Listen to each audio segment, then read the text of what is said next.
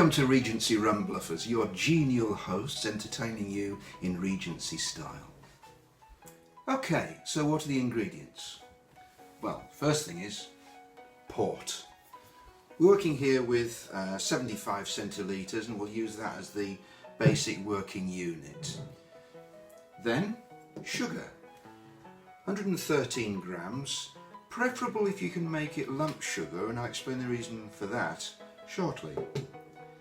Then a lemon, unwaxed for the reason I'm going to explain in a minute. And then nutmeg.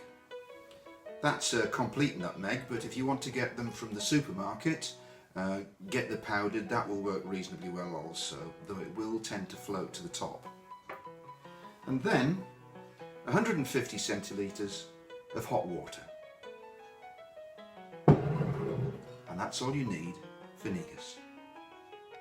The next step is that you need something to put it in. Well, if you're going to a ball, then something like this might be quite nice, but it doesn't have to be fancy. It can be a big bowl, as long as it's enough to take both the port and the water that you're going to put into it. And the first step in doing this is that you take your sugar and you're after the zest on the lemon. Now obviously you don't want wax, because as you're taking the zest off you'll get the wax as well. That's why I said unwaxed. And so what you do is you rub the sugar lumps against the rind of the lemon, and gradually they're going to take up the zest and they turn yellow. So you keep going at that. Now if you're not very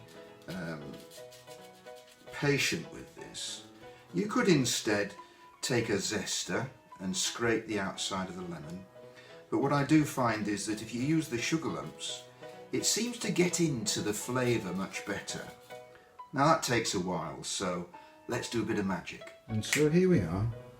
The sugar has turned yellow where you've been rubbing it on the lemon, and the lemon has gone whiter.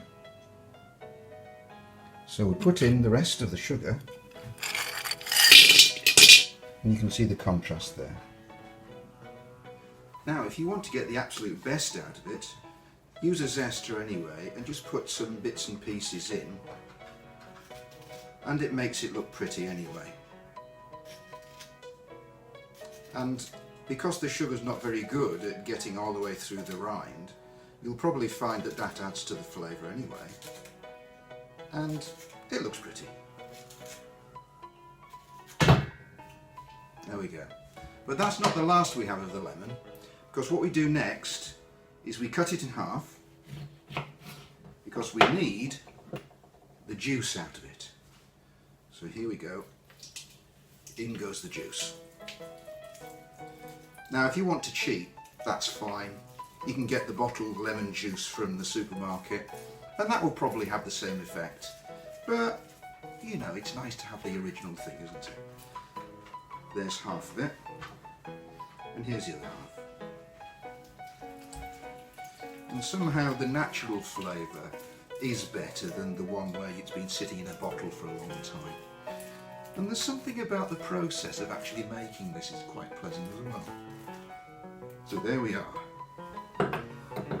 The lemon's done its bit now. I've got a complete nutmeg here, and I'm going to grate it into the bowl, and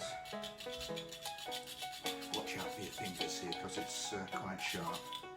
But again, if you have the original rather than the powdered nutmeg, which again works reasonably well, then you're going to get a slightly nicer flavour. There we go. But to a certain extent you might think that this is a bit like a punch that you have at Christmas. Well, it is, I suppose, but the spice of it just lifts it beyond a simple diluted drink. There we go. Thank you, Mr. Nutmeg. We're all finished with you now. Next, the important part. Port. Just stick it in. Glug, glug, glug, glug. My favourite bit is. Make sure it doesn't splash all over your beautiful Regency breeches, of course. So the next thing is water. 150 centilitres, so it's 1 bottle of port to effectively 2 bottles of hot water. So the kettle's not Regency, I do apologise to everybody for that, but I'm not going to go out into the yard and start a log fire to be able to do that. And another 500. There we go. Now, what you have there is Negus. So the thing to do now, if you can possibly have the patience to do it, is to set it to one side and let it cool down. But it looks gorgeous.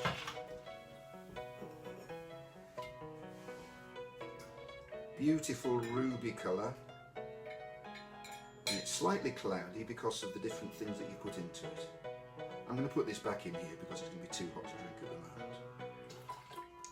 Oh, I forgot to tell you.